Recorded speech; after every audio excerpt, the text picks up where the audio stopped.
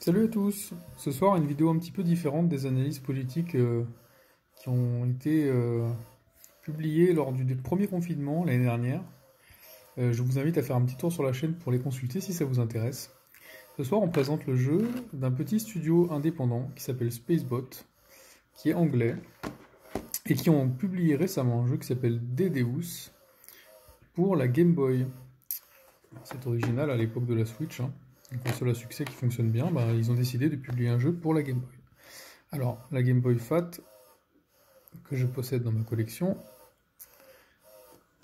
Dedeus, petit studio anglais, qui a publié ce jeu en version dématérialisée et boîte avec notice et cartouche. On va déballer ça ensemble, je vais rajouter une petite Crystal Box pour protéger le jeu.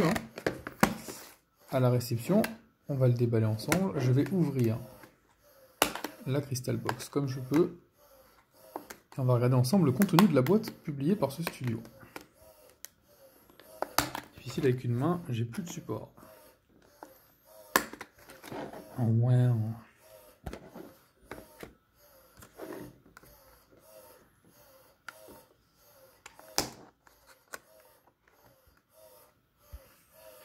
Ça y est, chers spectateurs, j'ai enfin ouvert la boîte. Donc on peut trouver une boîte cartonnée type de celle qu'il y avait sur la première Game Boy, avec le même type de visuel qu'avait repris Nintendo. Habituellement, il y a marqué Game Boy ici, donc là on retrouve le logo du studio qui a publié le jeu. Le Nintendo est remplacé par Interactive, Spacebot Interactive, avec le Original Seal of Quality de Nintendo remplacé par GB Studio. Je ne sais pas si vous voyez bien, voilà. Donc là, on avait avant une cartouche Original Game Boy Game Pack, et là, ils ont mis Spacebot. Dedeus, qu'est-ce que c'est? Apparemment, c'est un petit jeu qui a une dizaine de fins différentes, en fonction des choix qu'on fait dans l'aventure. Alors, si je comprends bien, on est un petit bonhomme qui se réveille d'un cauchemar, et on réalise qu'il y a 3 jours avant que le monde se termine en apocalypse, et donc on doit sauver notre village. Beaucoup de personnages avec lesquels on peut interagir, et je pense que c'est la richesse des scénarios qui m'avait fait choisir le jeu, parce que ça fait plusieurs mois que je l'ai acheté. J'avais pratiquement oublié que je devais le recevoir, et puis j'ai reçu un mail récemment du studio qui m'a rappelé que la commande était en cours. C'était plutôt rapide la livraison entre les deux, mais malgré le Brexit, mais en fin de compte, c'est quand même un jeu qui, par son originalité, coûte son petit prix, parce qu'il m'a coûté, si je dis pas de bêtises, une somme, peut-être une 40aine de livres. On va regarder rapidement la boîte. Donc, Dedeus, le titre au-dessus, devant, sur les tranches.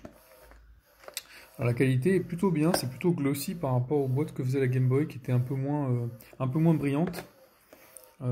Mais bon, c'est de la bonne qualité quand même. Alors, heureusement, c'est pas livré sous blister, comme ça fera un peu... Ça fera un peu la bite aux collectionneurs qui veulent absolument acheter des jeux emballés pour les revendre plus cher et spéculer comme des gros nazes. On va ouvrir ensemble pour voir ce qu'il y a dedans. À l'intérieur, la même chose que sur les jeux Nintendo classiques, avec une cale un peu plus jolie que d'habitude, avec le logo. La cartouche noire Dedeus. Évidemment pas de logo Nintendo, c'est du Made in China, malgré que la boîte soit faite et imprimée en Angleterre, visiblement. Cartouche Dedeus, on mettra dans la Game Boy. Alors j'ai plusieurs types de Game Boy, peut-être la Game Boy Fat, peut-être la Game Boy Color, ou les imitations chinoises GB Boy Color, qui sont assez cheap, mais qui fonctionnent bien parce qu'elles ont un écran rétro-éclairé. Alors dans cette vidéo, on va pas faire d'insertion de la cartouche dans la console pour vérifier comment se passent les insertions du jeu. En fait, il y a pas mal de let's play, il me semble, du jeu sur YouTube. Vous pouvez taper Dedeus directement. Bon, tout est en anglais, mais bon, ça donne une idée des graphismes du jeu. Pour le moment, la qualité est très belle, hein. Honnêtement, je sais pas s'il vieillira bien, mais c'est tout à fait similaire à ce que faisait Nintendo. Les cartouches noires, je les trouve toujours très jolies. Il n'y a pas vraiment de... Il n'y a pas vraiment beaucoup de couleurs qui étaient éditées à l'époque par Nintendo, si je dis pas, il y avait rouge, jaune, bleu pour les Pokémon, et puis noir un peu...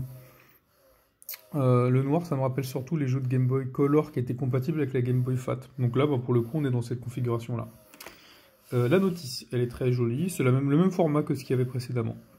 Enfin, tout est fait pour imiter enfin, on va dire les présentations de l'époque. Hein. Donc, petit logo, ça c'est la garantie du jeu. L'histoire. Je vais pas spoiler le scénario hein, pour ceux qui l'achèteront. Hein, ils pourront directement le lire.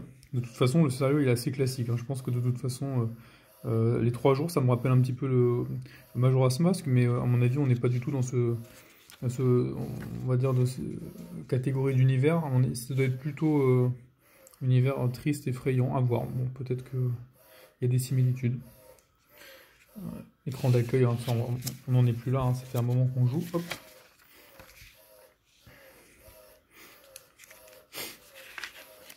Petite présentation rapide hein, qui permet de voir un petit peu la qualité de ce qui peut être fait par des studios indépendants qui n'ont pas forcément beaucoup de moyens, qui font des précommandes finalement de leur jeu pour pouvoir financer les projets. Bon, c'est pas un Kickstarter, mais ça ressemble un petit peu. Et je trouve que par rapport à ce qui se fait maintenant, les notices ils sont assez détaillées, parce que maintenant c'est vrai que même jusqu'à la 3DS, on avait des notices assez cheap, hein. Il y avait des fois 3-4 commandes, ça tenait sur un petit poster. Là, bon, on a quand même le détail des caractères, si on veut passer un petit peu de temps à les reconnaître, le prêtre, un surfeur, un homme mystérieux, le caractère principal, le personnage principal, pardon, la maman, toutes sortes de personnages plus ou moins pittoresques, hein, le criminel, le libraire, le garçon de café, c'est très important le café. Hein. Petite checklist, les items, voilà. Donc rien d'extraordinaire, mais c'est quand même hyper exhaustif par rapport à ce qui se fait maintenant. Après, bon, l'avantage que ça peut avoir de se pencher sur les jeux des studios indépendants comme ça qui éditent des jeux en boîte, c'est que quand on cherche du rétro et qu'on aime bien les anciens jeux Game Boy, on trouve des boîtes, mais bon, pour les acheter en bon état, c'est pas forcément évident, ou alors c'est hors de prix.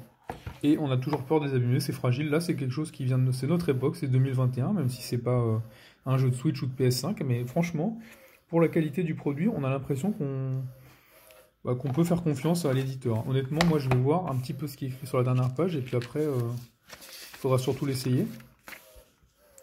Les crédits, donc qui a fait le jeu? Alors c'est intéressant parce que quand on voit programmation, le design du jeu, le scénario et tous les artworks, c'est une seule et même personne, visiblement.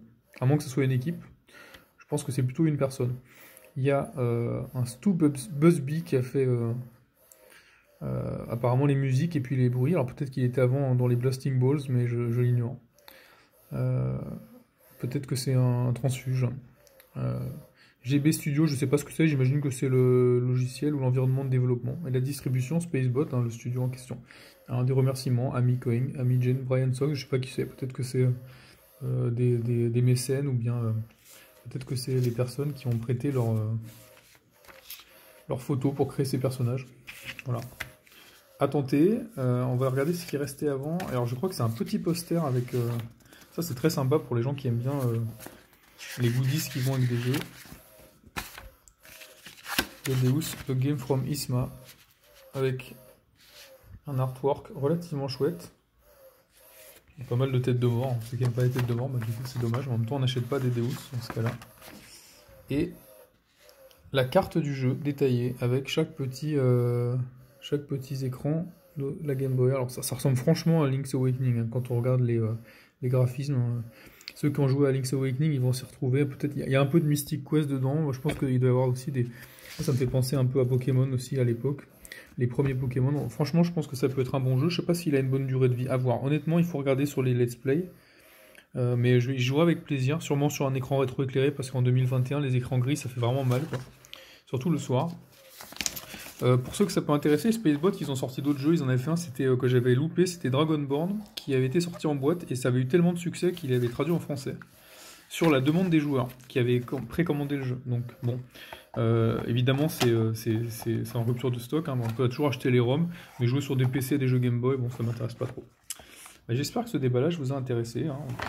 Peut-être motivé à l'acheter si jamais il existe encore en stock, ou le tenter, on peut télécharger la ROM sur leur site pour une dizaine d'euros. Merci à tous.